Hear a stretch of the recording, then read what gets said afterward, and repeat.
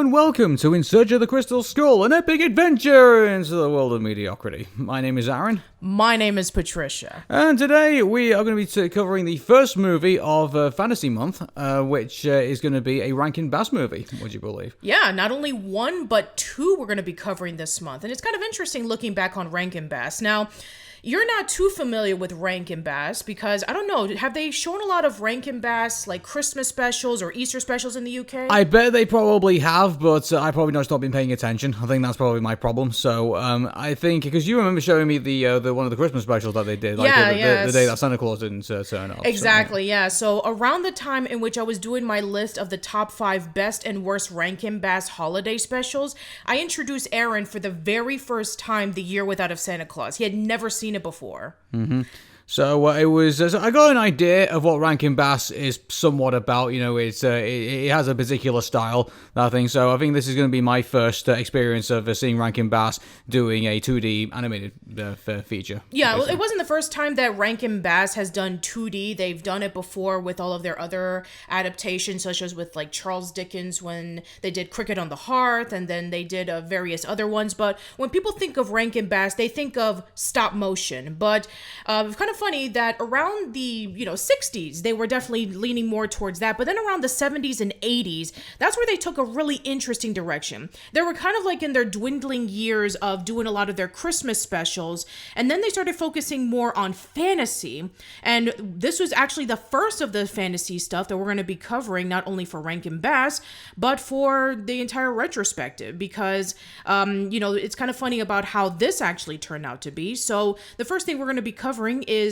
going back into the 1977 animated adaptation of J.R.R. Tolkien's book, The Hobbit. Yeah, and this is basically before, the newer, not so great movies. Yeah, we're talking about almost over 20 years until Peter Jackson did his trilogy of movies about The Hobbit, over a decade after he did really successfully with the Lord of the Rings franchise. And, I guess before we talk about the movie, I guess another thing that I want to bring up is that throughout this retrospective, we're going to be covering 4 particular decades. We're starting off with the 70s.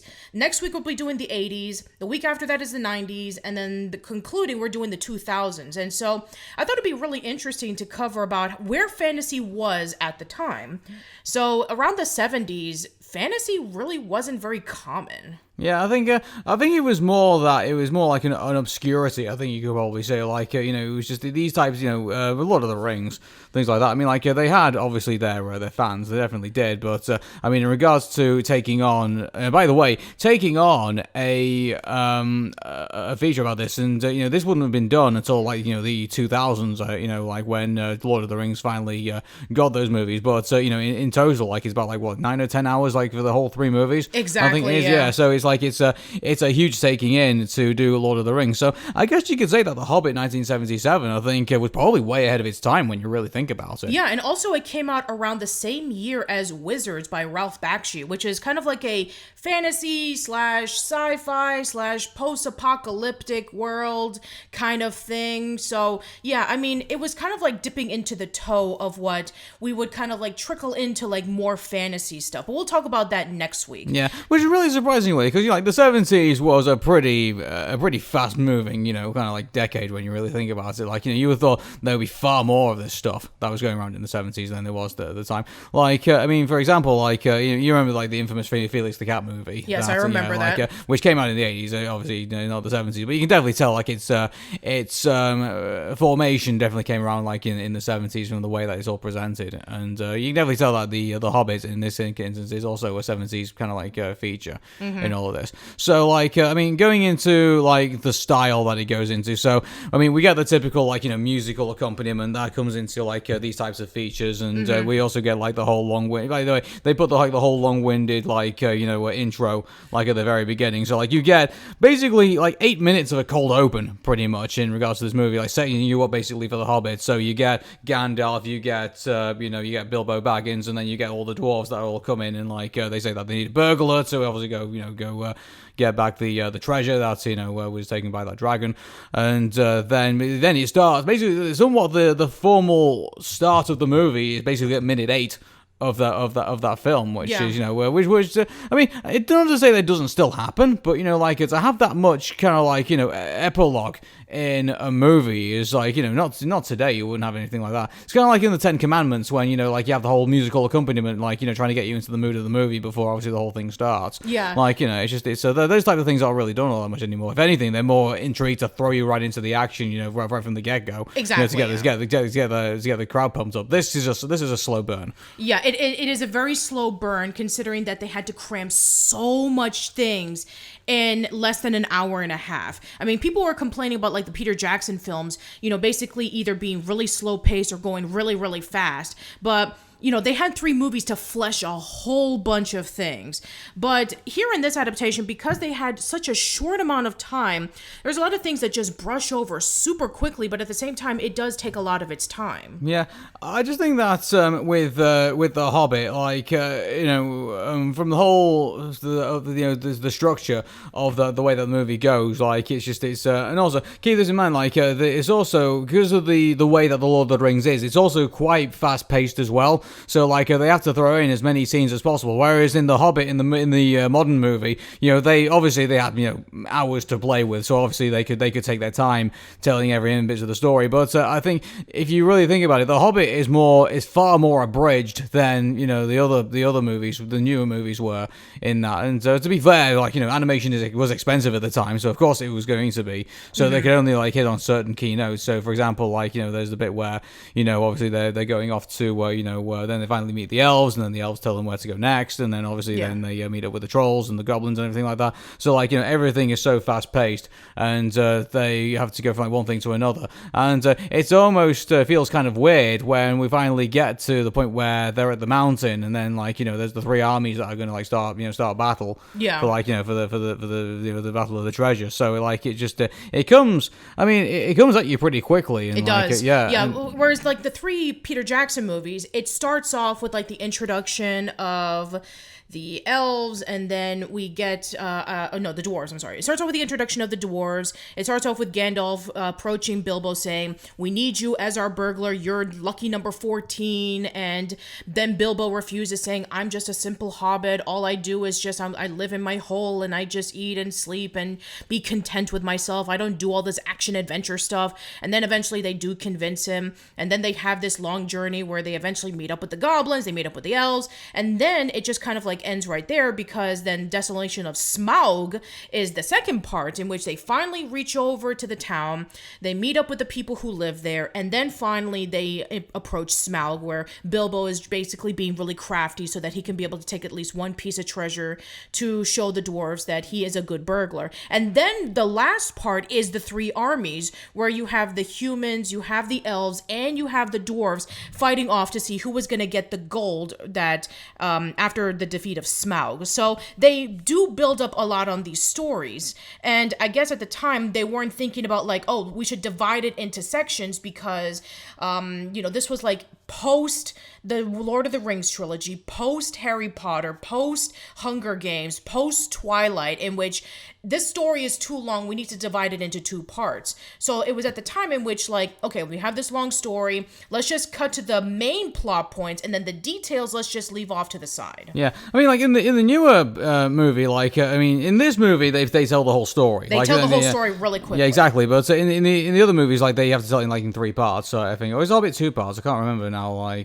think it was probably it was definitely either 2 or 3. Yeah, I remember I saw the first part, and here's the thing about this, I wasn't, the one thing I will like about the Rankin Bass movies, it does tell you the story in a very small amount of time, and it only just gets on the keynotes, and it leaves off a lot of some of the other other bits. Now, whether you're a big fan of the Lord of the Rings and you like that kind of stuff, then great. But for someone who's not read the books as of yet, or has yet to kind of delve into it, someone who's kind of just watched the newer movies, to kind of get an idea of what the Lord of the Rings are about, The Hobbit is actually rather kind of pleasant, just a synopsis of what goes on. And remember, this is the prequel to the Lord of the Rings, so this takes place 60 years before we see the adventures of Frodo. So we see the adventures of Bilbo, and admittedly, if you have seen Lord of the Rings first and then you jump into The Hobbit, you notice that it's a lot more quieter. You notice that it's a lot more simple. You notice that it's a lot more pleasant.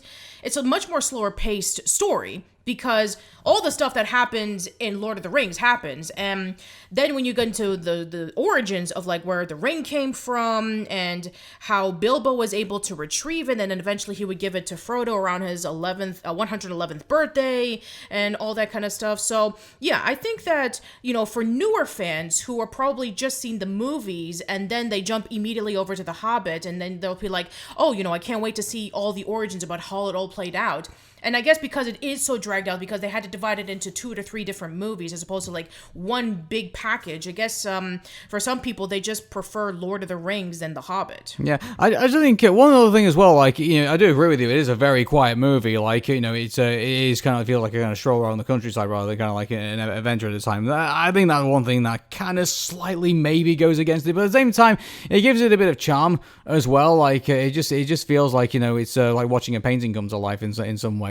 But then at the same time, like, they trying to, like, add up to the atmosphere with the music. One of the things that they do is that, they trying to play it like, but the one thing they do is that you can definitely tell that they had a soundtrack in mind when they first were thinking about The Hobbit, because, there's a lot of, like, music in this movie. Yeah. You have the main composer, who's Maury Laws, who has done the music for almost every single Rankin Bass adaptation, as well as a few other adaptations for other studios. But the person who has been singing the majority of the music that you hear is folk singer Glenn Yarborough, and he shows up at least maybe every 5 minutes, and they use the music to tell the story as opposed to like the characters talking and then there's a whole bunch of things. So that's another way that they're able to speed it up, is that we listen to the music, it's like they're going off into the forest and they're going off into the town and they found the map, they found the ring, and it depends on whether you like it or not. Yeah.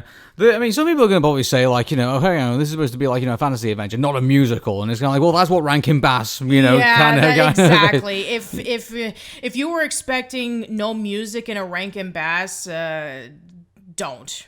Pretty much almost every single Rankin Bass movie or special has music. That's kind of a tradition. That's like my Mr. Snow sometimes stuck in my head when I'm thinking about Rankin Bass. Exactly, yeah. And it's not because it's in that, that freaking Batman and Robin movie. Or something. We all know about that. But now you know what the context is, now that you watched it. So, yeah. So, look, we talked about, I think the animation, is an important point, because a lot of this is actually rotoscope. So, like, they actually acted a lot of this stuff out, before they put it down to animation, which I do like that type of stuff, actually. Like, it gives more of a, when you see the danger, like, you can tell that it was, was shot, like, you can feel like a really, realistic presence in a way, because, it was some of it, before it was animated, was actually, not real, as in, like, they actually, they actually had small people running around, running around, and, the guy was, like, trying to kill people and stuff like that. Of course not.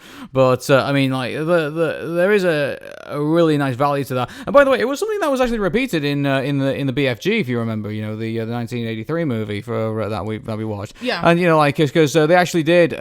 They got I'm gonna mess up. I do apologize if I mess up it, but they actually got some of the British Army to actually fly their Chinooks around, and they actually animated the Chinooks as they were as they were like. Yeah, I remember you mentioning that. Exactly. Yeah. So the rotoscoping would eventually be something that would be used quite a lot in animation at that time, not because it was cheap to produce, because it was like it gives somewhat a sense of realism, and give a sense of like it gives you a more it immerses you more into the animation rather than be kind of like too cartoony. Yeah, exactly.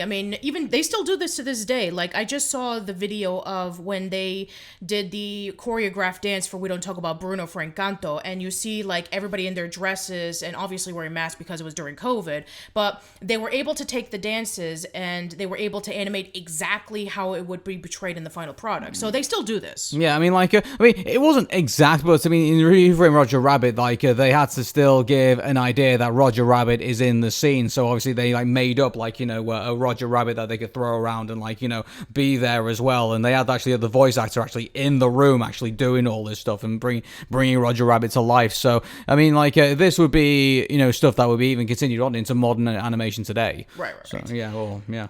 Yeah, so let's talk about the cast. So we have a lot of well-known actors, both in theater as well as in voiceover and in television at the time. So Orson Bean is Bilbo Baggins, and he was really well known for appearing a lot in Johnny Carson and To Tell the Truth and various other TV shows. And then you have John Huston, who is Gandalf, and he was really well known for doing stuff such as The Maltese Falcon and The Man Who Would Be King and The Misfits. And then you have, a lot of the well-known voice actors like Paul Frees and Don Messick and Thurl Ravenscroft, who would be in the movie. And yeah, I mean, you have a lot of these like major actors who would be really well known at the time. So I guess if you do know the context of like, who these actors are, you do know that they do play majorly in a lot of these productions. And of course, you have your Rankin Bass staples at this point. Like Brother Theodore is Gollum, and Brother Theodore would appear in our next episode of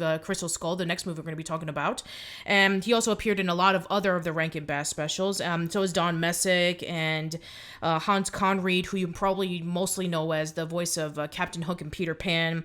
And, also Ludwig von Drake and a lot of the Disney shorts. So, yeah, I think that with the characters, there are not a lot of them compared to, like, if you were to read Lord of the Rings, in which there's, like, dozens of characters. Yeah. I think that's another thing as well. Like, they were so... I could probably imagine they were pretty limited. Like, was it a $3 million budget I think they had to work with at the time? Exactly, yeah. Yeah, so, I mean, you can only do so much with $3 million, even in 1977. Yeah. So, like, it was... I don't know how much that would be today in today's money, but it probably wouldn't be that much compared to like all the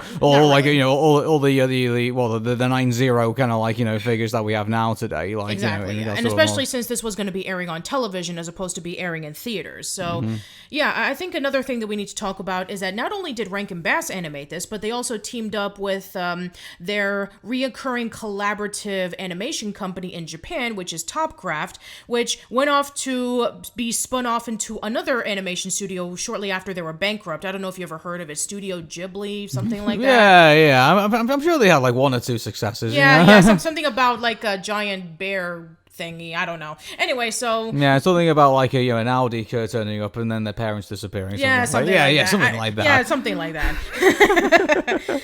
Yeah, so I mean, I think that for the story, they were able to pretty much be very faithful to the adaptation other than just like speeding things up.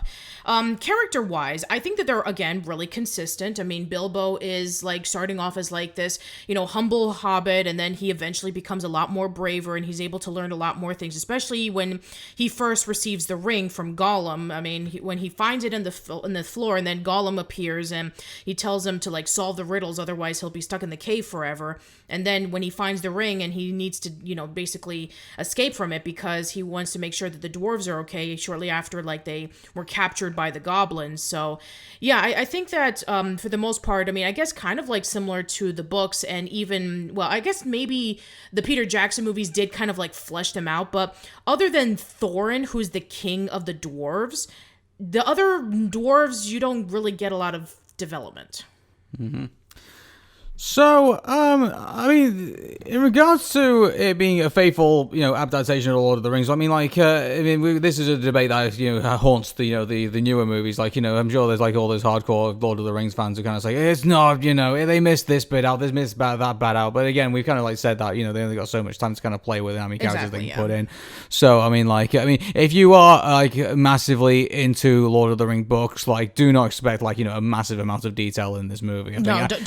This is a basic telling of the story. I think we can definitely say. Which I don't know if like that. I mean, I don't know how to feel about that. Like, I don't know if that goes against it or if that basically works for it. Because I'm sure there's like anyone who's not familiar with Lord of the Rings, I think who goes into the Hobbit, I think they'll at least get a basic idea of the story. And maybe who knows? Maybe they actually may go on to read the books to kind of get more context. I mean, it did for me. I mean, I first saw the Hobbit back in the mid '90s when they used to air it on Mr. Spim's Cartoon Theater on Cartoon Network. This was before Cartoon Network's Cartoon Theater. Mm-hmm. So that was where I first got introduced to a lot of the stuff from the 70s, including another one of my favorite Rankin Bass fantasy films, Flight of the Dragons.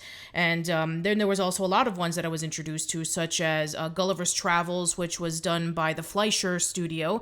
This was shortly after the release of Snow White. And it was Charlotte's Web, which has always been one of my personal favorite movies that I saw as a kid. I mentioned that in the E.B. White movie trilogy adaptations podcast. cast with Y-Boy and Nero. And then they obviously showed off a lot of the Hanna-Barbera stuff, like Hey There, It's Yogi Bear, and a lot of the Scooby-Doo movies. So yeah, I think that for myself, when I first saw The Hobbit, I was really interested in looking into like The Hobbit and The Lord of the Rings. And then eventually when I was in high school, that was when the Peter Jackson movies came out. And so that was when fantasy was probably at the most popular that I've ever seen for people. Yeah.